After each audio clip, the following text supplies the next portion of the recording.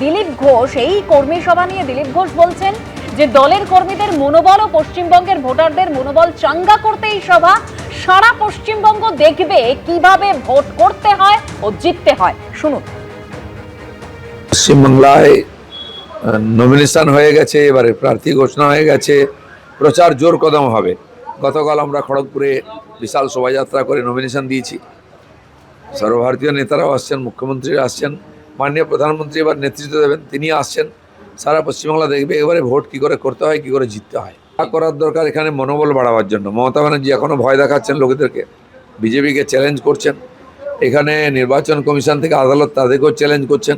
সেজন্য সাধারণ বাংলার ভোটারদের মনোবল বাড়াবার দরকার আছে, যারা তারা বেরিয়ে গিয়ে ভোট করেন। প্রধানমন্ত্রী নেতৃত্ব দেবেন নিজে এসে তাতে।